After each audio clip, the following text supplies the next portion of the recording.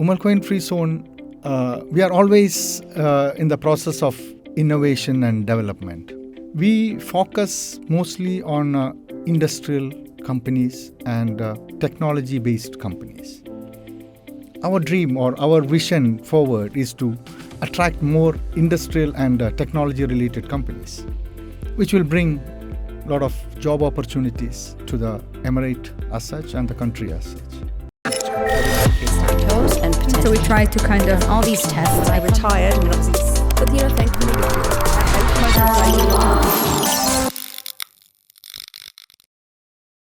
Welcome back. It's Tell Me Why. And I know that I've always gotten, people from startups or entrepreneurs or businessmen or businesswomen on the show to talk about their companies and the journey of setting up a company. But today we're going to take it from a different angle. We're going to talk about where you can set up the company. And with me in the studio is Johnson M. George, who's the general manager of Umm Al Quwain Free Trade Zone. How are you? I'm good, Maria.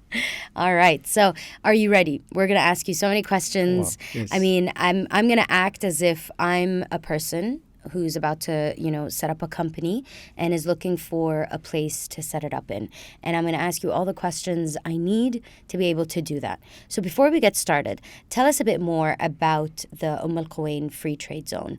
When was it established? Where is it located? Obviously, we know that it's in Umm Al Quwain, but where exactly? And what kind of activities do you include? First of all, thank you for having me here. My name is Johnson M. George. I'm heading the Umm Al Quwain Free Trade Zone Authority. Umm Al Quwain Free Zone is located in one among the emirate in the northern part of United Arab Emirates. And it's about, let's say, 40 minutes drive from Dubai International Airport and 30 minutes drive from Sharjah Airport. So Umm Al Quwain Free Zone was established in the year 1987. Okay. This is one among the oldest free zone. But initially it was known as Ahmad bin Rashid Port and Free Zone Authority. Okay. Later in the year 2014, it was renamed to Umm Al Quwain Free Trade Zone Authority. The free zone is in two different locations. One is attached to the port and a new location which is attached to the state highway, Mohammed bin Zayed Road, E311. Can you tell us the advantages of the location? I mean, what sort of advantages do people have from that location of the free trade zone? The first location, which is attached to the port, they have access to the port and they can use the port for their operations. Mm-hmm. And the second location is beside the Mohammed bin Zayed Road. So they have easy access to the state highway. And as I said earlier, it's close to all the airports, close to the seaports. And location is a very good advantage, and it's always against the traffic. Getting into the details of it, who can set up a business in Umm Al Quwain Free Trade Zone? Anyone, any natural person with a clean history above the age of 18 can set up a company with Umm Al Quwain Free Zone. Also, corporates, companies, they can be a partner, they can establish a company in Umm Al Quwain Free Zone. In Umm Al Quwain Free Zone, we allow up to 50 shareholders in a company. And do you actually have companies that have up to 50 shareholders?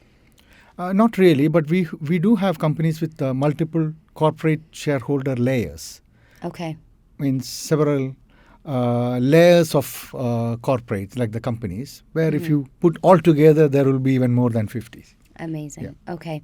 And which business activities are permitted to set up, their companies in Umm Al Quwain Free Trade Zone? And what are some of the business activities that you have there? Actually, we do issue different types of licenses. For example, now, commercial license for the traders. Okay. And a consultancy or service license for the service sectors. Industry license for the manufacturers. Even we issue freelance permit for the talented people like professionals. We do have more than 2,000 activities permitted from Umm Al Quwain Free Zone, and we are a diversified free zone. We are not a free zone for segregated activities. Like there are several free zones. They are meant only for let's say media or Yes. We are not like that. We are a diversified free zone. We can accommodate all types of activities. So can you name a few of the types of businesses that have set up, like media companies? Can you name a few of the industries that are included? Yeah. For, let's say if you are talking about the traders, there is foodstuff trading, building materials, construction materials, electronic items, garments, textiles, chemicals. These all are in the trading sector. In the consultancy sector, there are like management consultancies, business advisors, corporate service providers, architectural, interior, engineering consultancies, and various types of consultancies. Also manufacturing sectors. We do have food manufacturing related sectors, building materials manufacturing related sectors, armored vehicle manufacturing sectors. So there are several sectors. As I said, there are more than 2,000 different types of activities. For freelancers, there are like musicians, artists, designers, painters, this kind of like talented people. We are issuing the licenses. I think it's crucial to have the freelancers licenses as well, because a lot of people are moving towards that direction at the moment, especially as you mentioned, ones coming from an art background and a media background. A lot of them are opting for that option, and it's great that you offer it, because then it makes it easier. It facilitates opportunities for these people. Yes. Across the country. Can you tell us how long it takes to set up a business in Umm Al Quwain Free Trade Zone, and how does the process work? How smooth is it? How simple is it? Do people have to wait for a long time, or do they get their licenses in a matter of days? See, this all depends on both the people, like a Free Zone Authority and the client. Initially, when a client comes to us, they are inquiring about the possibility of opening a company or their project there. So they have to submit the project. Then our team, let's take the case of an industrial project, because we are more concentrating on the industrial segment. Right. So the client will submit the industrial application form to us. Our operation and engineering department, they assess the project. If there is something related to the environmental impact related, we will assist them to get an environment study report. Once it is done, then we will ask them to submit the KYC documents, such as their passport and their proof of residence and that sort of thing. Then they identify the location which they want. They want a land, or they want to take a warehouse from us. They identify this. After that, when they are ready to go, we assist them. Like we have our in-house business advisors.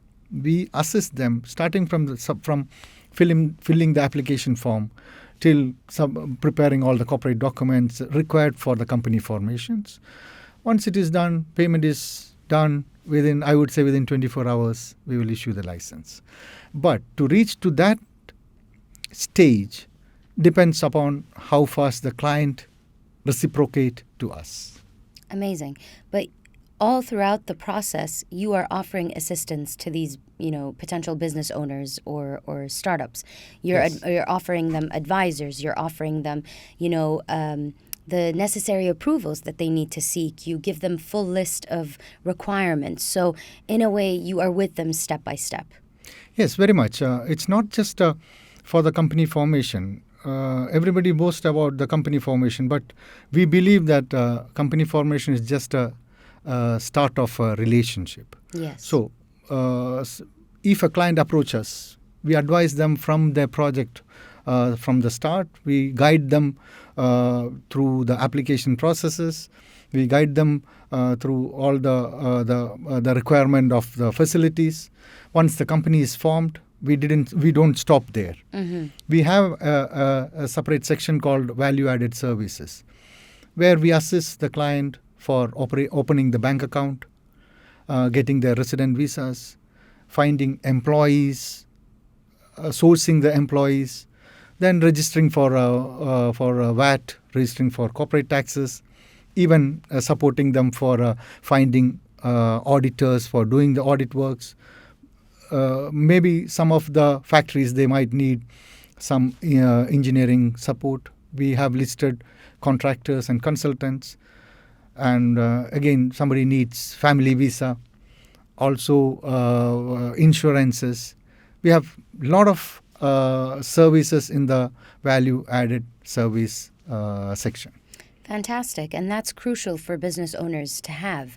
I mean, the relationship between them and Al Quwain Free Trade Zone doesn't end when they set up the company. It continues for as long as they exist in the zone. Yes. That's fantastic. And it is not just the company formation. It's very smooth even for the operation as well. Let's say a client formed the company. Maybe after some time, they want to change their business activity. Okay. They can do it seamlessly. Or they want to add on partners. They want to increase the share capital. They want to change the name of the company. It's all as easy as forming the company. Okay. So we provide all the support, even if they want to wind up the company, they get the same speed. Fantastic. Okay, so I'm going to take the flip side. Why would business owners consider Al Quwain Free Trade Zone as a zone to set up their company? Why should I choose it? If today I'm looking at different zones, why should I pick Al Quwain Free Trade Zone? There are several reasons. First one, as I said earlier, it's a diversified free zone. So the clients can find the clients within the zone. It's not a segregated free zone. It's a diversified free zone. Okay. The second one is easiness of company formation and also the operation. The third one is the transparency.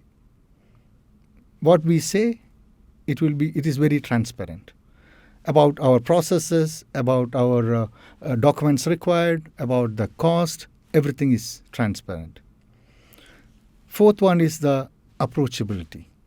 We want to we behave like a boutique free zone. We have an open door policy. Let it be a small company, let it be a big company. We directly involve to resolve their issues. And then the next advantage is the incentives which we give. We are comparatively cost effective. I wouldn't say we are cheap, but we are cost effective. Because of the transparency, our cost may be little on a higher end for a kind of small time flexi companies like that. But Yes. otherwise, we are cost effective. And we are giving a lot of incentives to our clients, even through the port, through the customs department. Further, ours is a designated free zone. Means it's a bounded free zone. The designated free zone have many advantages related to the taxes. Then, as we said earlier, location is an advantage. Also, we are always striving, we are always learning to improve. We will listen to the clients. These are the reasons they should come to us.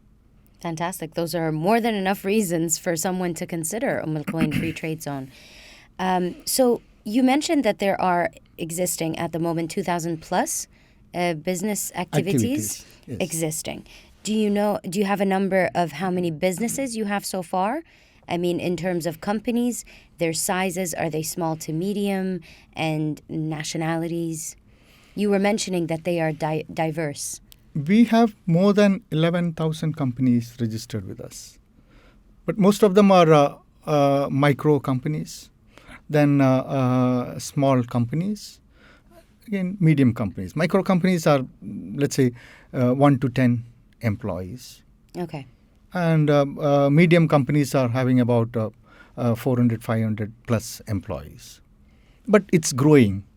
We are getting good traction, good inquiries on the land lease, so that the clients can build their factories with more number of employees and those sort of thing. And we have our clients from more than 150 countries registered with us. Wow. Yeah, that goes back to the diversity of the nature of Umm Al Quwain Free Trade Zone. Johnson, I actually have an interesting question, and I think a lot of people will have the same question. As a business owner, if I set up in Umm Al Quwain Free Trade Zone, am I 100% the owner of this company, or do I need a partner? The attraction of the free zone itself is that an expatriate can own 100% shares in the company.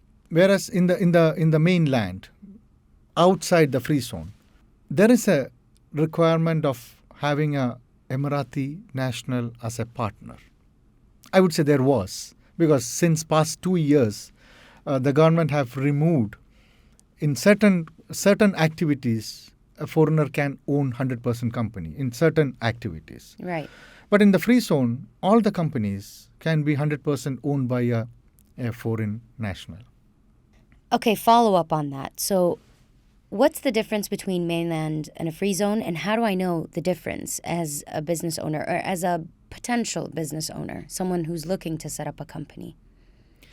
A good question. Now, when the UAE was coming up, they were attracting a lot of foreign companies. But the requirement of having a local partner, for the purpose of a partner, many foreign companies, they were not willing to come to this region. Then the government have wisely decided to have designated areas, which they name it as free zones. Inside the free zone, a foreign company can establish their own entity as such, like a branch or a subsidiary, 100% owned by the foreign company. Right. But there is a catch, or there is one restriction to that. That is, free zone company cannot do business directly to the local market. Oh. You need to have a distributor or a local partner company or an agent to do business. Means you cannot do B2C businesses. You can do only B2B business. You can sell your products or services through a local company, local agent. That's the difference between a free zone and a non-free zone. That's the only difference. What are some of the goals you want to achieve with Umm Al Quwain's Free Trade Zone? Umm Al Quwain Free Zone, we are always in the process of innovation and development. We focus mostly on industrial companies and technology-based companies. Our dream or our vision forward is to attract more industrial and technology-related companies, which will bring a lot of job opportunities to the emirate as such and the country as such. So you're willing to expand that part specifically? No, we are concentrating on that part. Okay. I mean, we are not ignoring the other part. No, of course. Yeah, yes. but our main goal is to attract industrial companies and technology-based companies. Okay. And where does Al Quwain Free Trade Zone see itself in the future as a business hub? I'm very positive about the future of Al Quwain Free Zone, because the free zones like Al Quwain, it's not just only tax benefits or easiness alone. We are creating a platform for the businesses to adopt technologies. They can connect to the world. So this is the platform we are creating, which attracts businesses to us to make this or convert this as a global business hub. How will, in your opinion, Al Quwain's Free Trade Zone, how will it contribute to the growth of the country's economy? Yeah, when we attract more industrial-based companies and technology-based companies, it will create job opportunities. And naturally, it will bring economic advantage to the emirate and the UAE as such. You've answered everything very smoothly, but my last one is more on the sentimental side. What's your advice for someone who's looking to set up a company and is still quite flustered with all the details that it involves, all the logistics it involves, what's your advice for the person who's looking to set up a company today? See, UAE is a land of opportunity. Everyone here, they have a dream of doing some sort of business sometime. Yes. They might try. There are a lot of opportunities where you can even take chance by spending small money, like maybe a trader or maybe a consultant. And okay, I will try. Maybe I might lose. For them, let them keep going. But the people with a clear vision, clear project, then they have to do a clear study, thorough study on all the free zones. They have to clearly understand what are the benefits offered by each free zone. Mm-hmm. There are segregated free zones, like for segregated activities. They can look details into that free zone, what the benefit they are offering, and they have to identify themselves. They have to do the homework by themselves. I would say not to carry away with the social media advertisements or those kind of advertisements which shows cheap packages or cost-effective business packages and all. Don't go for that. You have to understand whether this package suits me. It should be tailor-made. It should suit me, not just somebody is offering a package and go there, they will give you free advice. There is no free lunch. If they are giving you free advice, they are getting some benefit from somewhere else. So you have to do your homework properly. You have to carefully consider a consultant who doesn't have any vested interest. He will advise you professionally. Of course, you need to pay for that. It will not be free. Again, you need to have a clear project. The projects, you have to see how much the project can be flexible because the world is changing in a very fast pace. Yes. And the team, you have it. You have the financials. You have the marketing plans in place. So you should have a plan A and plan B and also a clear plan for exit if it goes bad.